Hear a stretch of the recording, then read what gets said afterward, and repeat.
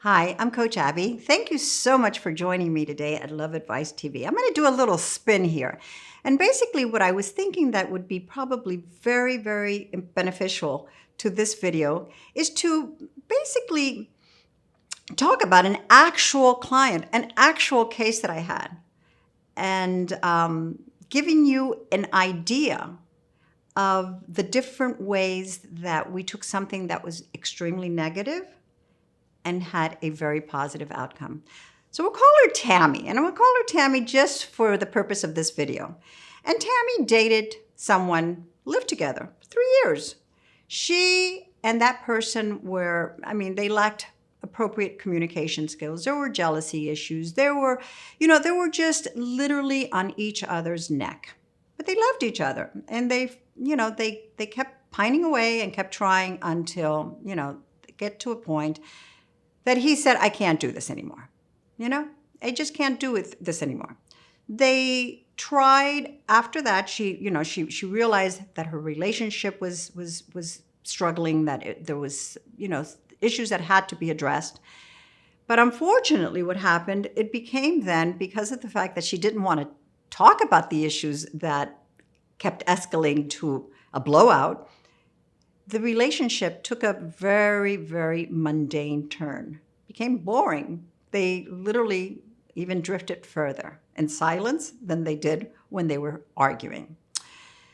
So when Tammy came to me, she probably had made all the mistakes, and I'm not saying it in a way of laughing about it. I get it. I get it, because what she did is she played out her humanity. It's what we all do at a certain point. We let our emotions decide on how we are going to behave. Not a good choice. Our emotions are fickle. Our emotions they can take us to very dark places. We let our emotions start dictating the outcomes of our behavior. And what we really need to do at all times is keep our emotions in check. Okay? So interesting enough, what we first did, which was so difficult for her, is giving them space. By this time, she was out of the house. It literally, the bottom fell. That's it. We're done. I can't do this anymore. She moved in back to her parents' house. But that didn't stop her from texting, from reaching out, from crying, from sending emails, from letters. Everything that we later on learned was so counterproductive. So we started by giving him space. And it was a very emotional period from her, because this was a situation that she could not get used to. She had no idea how to live without her texts, without the communication. She felt completely dependent on him emotionally. And I was able to help her see the benefits of becoming dependable on ourselves, of making our own decision, on how good we feel when we say, hey, I did it. I did it by myself. It's okay. It took a process, but we got there. And another situation that we worked very hard on is I reminded her that no contact is not a one-size-fits-all. So yes, in many of our videos, and such as this, we're addressing the general public.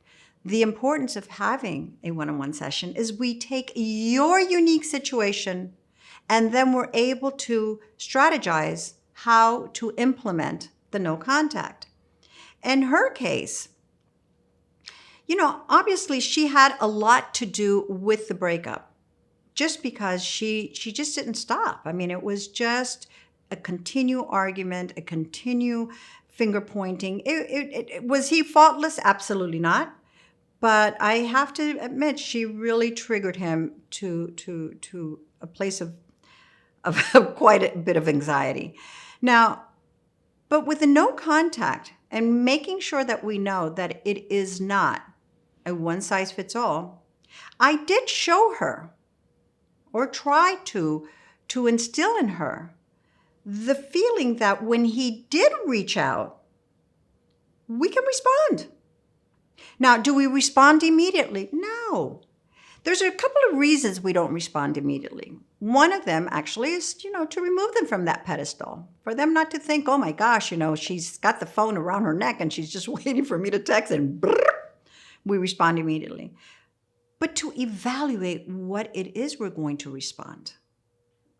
Because many times we just put whatever it is, and if we had to do it again, we wouldn't have said certain things. We would just, pause. Pausing is such an important process to getting our message across in an effective way. So she was able to start responding, and through it change the dialogue. It wasn't a dialogue of, I'm so sorry, I can't wait to see you. I love you so much. I miss you so much. What has happened? I can't, are you going to give me another chance? Are you going to do this? No, it was more of a very lighthearted. Hey, how are you? What's up? What's going on? Oh, I just came back from a jog. I'm just doing this. Yeah, I'm working on certain things. If he becomes accusatory, you try to cut it. Wow, what a red flag. I get it. I never realized how my behavior affected you, affected me, and affected our relationship. And even though we're in different homes at this point, I'm sort of glad this happened. It's been a wake-up call for me. So, and then you change the subject and you start talking about things that you have in common or that is important to them. They love motorcycles. Talk about, those motorcycle races in North Carolina, whatever.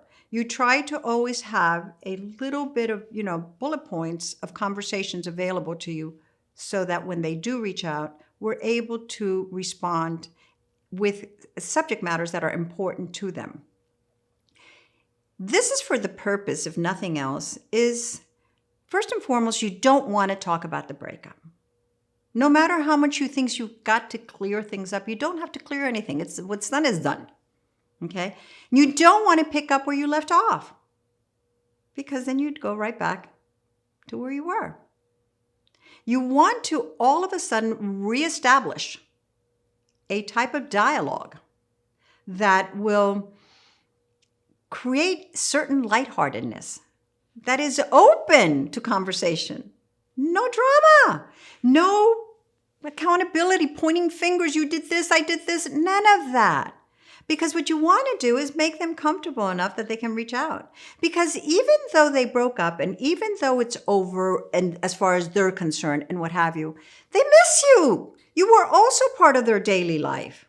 So what we have to do is we have to try to re-engage in a way that is conducive for them to continue to reach out. You can't appear anxious. You can't. Let them make the move. It's not about, can we meet for coffee? Can we do that? Men love to chase. It's part of their DNA. Tammy was always creating, I'll meet you at the gym. I'll meet you. I said, don't even go at the same time that he goes to the gym. Abby, are you nuts? That's the only place I can see him from afar. That's the only place he's going to miss that you're not there. We need to position ourselves in a place where he begins to miss as well, so that they are fueled to reach out. Otherwise, there's no urgency. We make it there. We keep it there for them. We keep, it's like, the dinner's kept warm for you. It doesn't matter what time you come home. It's going to be warm for you. Not so fast. You have to change the whole dialogue. Important wise is let them be the one to decide where you're going to meet the first time. Whether you go for coffee or drink or a walk in the park, whatever. Give them that a little bit of power. Show them that, you're okay with that. You don't have to fight or sweat the small stuff per se. We don't have to be the one that creates the agenda. Let them do it. Show them you're not anxious. Show them you're confident about yourself. You can wait. It's not a big deal. You've got to keep it lighthearted. You can't go back into that type of demeanor of passion. And even though passion is delicious and delightful, it's got a place. You want to keep everything very lighthearted. You don't want to rush to be intimate. it really is not conducive to being able to create the necessary tension necessary, basically, to really reattract. Because once again, it's like the food that's kept warm. It's there. Who cares? What it's there. You got to create the tension. It's not about using it as a manipulative thing. It's just to create the tension. Tammy did a 360-degree change. Kicking and fighting many times along the way. And if you're watching this, Tammy, you know exactly who I'm talking about. I am pleased to say that the outcome was beyond amazing, beyond positive. He literally was able to reconnect with her in the way that he's always wanted to reconnect with her. And through it, open up to his own insecurities, to his own position as leading to the breakup. Meaning he realized, his behaviors. He also was standoffish. He was able to admit wholeheartedly how much he missed her and how much he wanted to get the relationship back to where it needed to be. Not to where it was. Where it was brought her to Coach Abby. We don't want to deal with Coach Abby after we work together. What we want to do is we want to rebuild our relationship and a strong foundation. Let me help you do that. Become another Tammy. It would be my pleasure to work with you on a one-on-one basis by simply booking a session with me. Please do not hesitate to put your comments in the comment section below. And also, subscribe to our channel. Your channel. It's all about you. It's all done simply for you. Coach Abby, Alex, Adrian, we work endlessly to create topics to accompany you many times when you're alone and bring you some type of assistance as you navigate these difficult moments. Until next time, I'm Coach Abby.